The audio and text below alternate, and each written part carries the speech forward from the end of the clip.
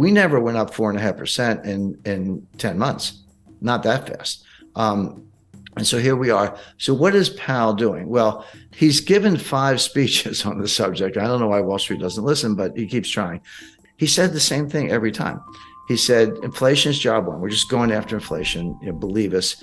There is going to be a recession. Unemployment is going to go up. There's going to be pain. I've never heard a Fed chairman use the word pain. He used it 5 times in one paragraph in the Jackson Hole speech. And that's what we're doing. And believe us when we say it. Now, how long will he raise rates? How quickly? And what's he trying to do? Powell is trying to get to something that he calls the terminal rate. But the definition of the terminal rate is it's a rate that's high enough to cause inflation to come down on its own without further hikes. So we'll get to a level, and then inflation is coming down, by the way. And in the last 5 months, it's gone from, in the U.S., it's gone from about 9% to 8.7, 8.2, 7.4, 7.1. So it is coming down. Having said that, the target is 2%, and 7.1 is still a far cry from 2. So he's not there, but he's making progress.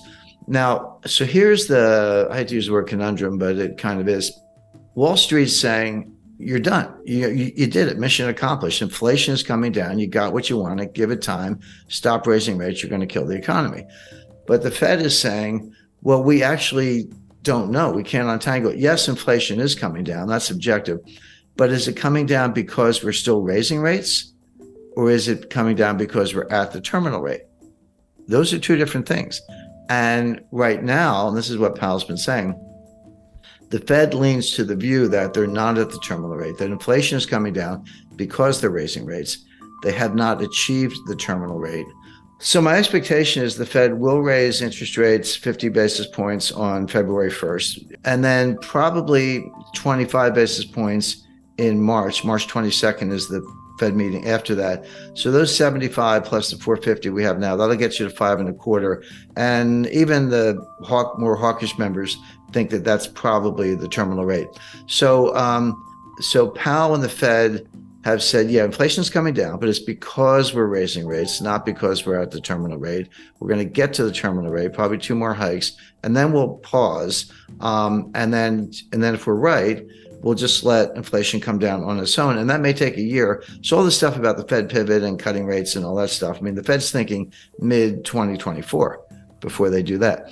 Now, Wall Street are saying, no, you're not going to get that far. You may be at the terminal rate already. You're definitely going to cause a recession. It'll be more severe than you think. And rates are going to have to come down sooner than people expect. In other words, you've already achieved the terminal rate. You just don't know it.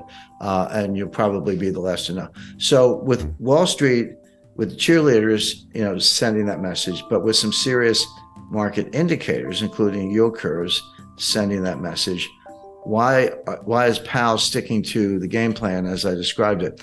And the answer goes back to 1980, believe it or not, and what's called the Volcker mistake. People forget that there was a recession in 1980. It was sharp but quick. It was over very quickly. It had nothing to do with monetary policy. The Carter administration issued some dopey regulation on a ceiling on credit card interest rates. And the industry said, fine, we're just not going to lend anybody any money. The economy fell instantly, kind of like a smaller version of what happened in 2020 with the pandemic panic. And then they said, oh, sorry, just kidding. And then they took the ceiling off, and then things got back to normal.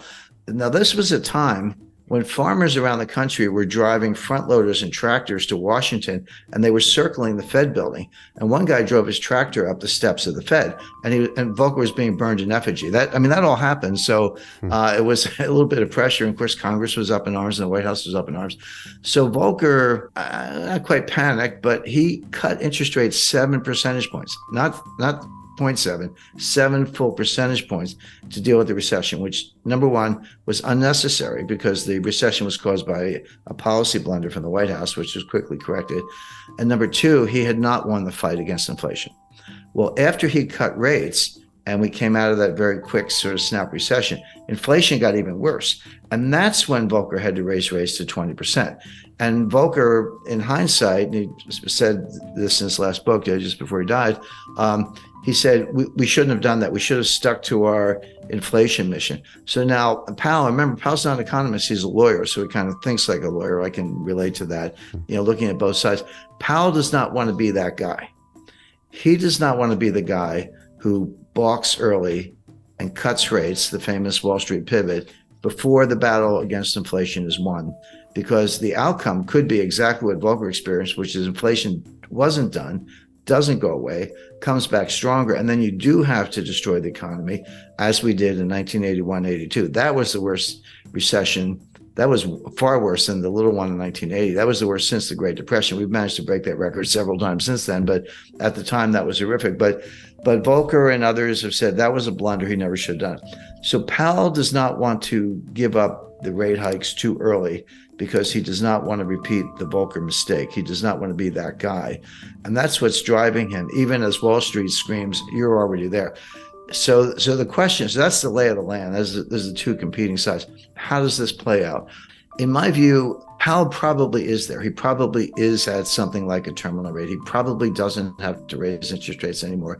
He doesn't believe that himself. His models tell him otherwise because they're relying on the Phillips curve, which is junk science. I mean, the last time I looked at a Phillips curve, it was flat. At least where I went to school, curve was curved.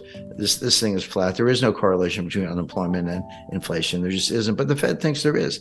So I always tell people, don't. If you want to forecast Fed policy and understand the Fed, don't think like a rational person. You have to think like the Fed. You have to get inside their heads or else you're going to get it wrong. So they're looking at unemployment, which is the lowest. The unemployment rate is the lowest since 1969.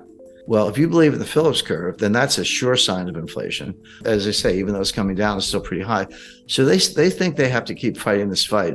But here's what they're missing. Here's where it all falls down. Yeah, inflation as measured, CPI, PPI, personal consumption expenditure, core, non-core, year over year. There are like 20 different ways to measure it. It is coming down, but there are two sources of inflation. And it's going to sound obvious, but you got to separate them: the supply side and the demand side. They both result in price increases, but they have completely different dynamics. Supply side inflation is what we're seeing. It's what we saw in 1974 with the Arab oil embargo during the Arab-Israeli war when they cut us off from oil. And, you had to line up for gasoline. I lived through that.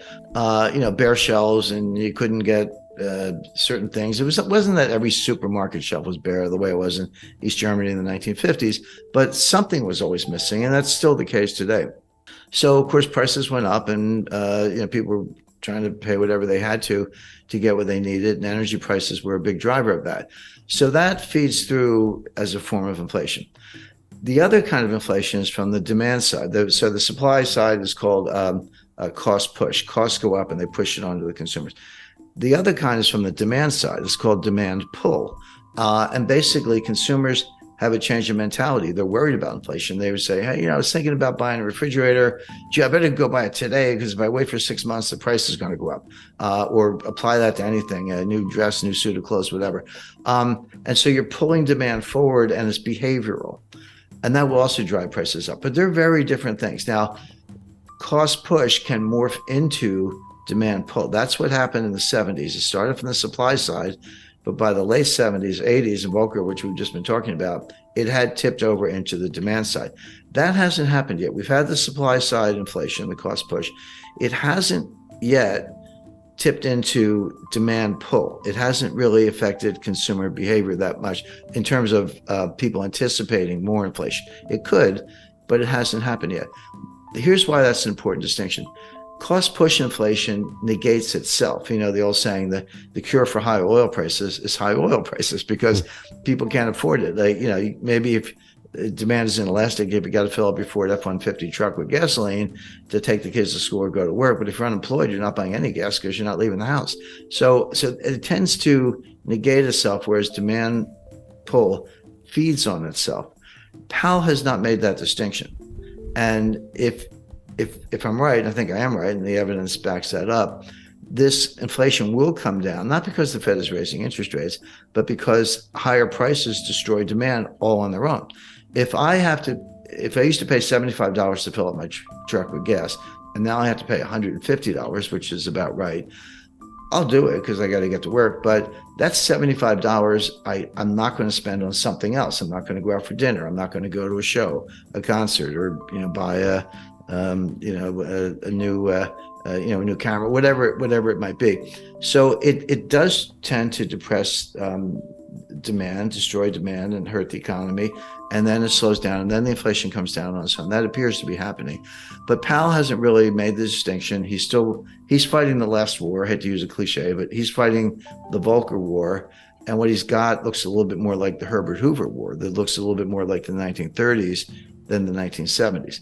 So the bottom line on all this is the Fed is going to raise rates at least twice more for the reasons I mentioned. Powell doesn't want to repeat the Volcker mistake. He thinks the battle's not won. He has to get to the terminal rate. In reality, he's probably already there, if there is such a thing as a terminal rate. It's another one of these things they made up. Inflation is coming down, and so will probably continue, but for really bad reasons.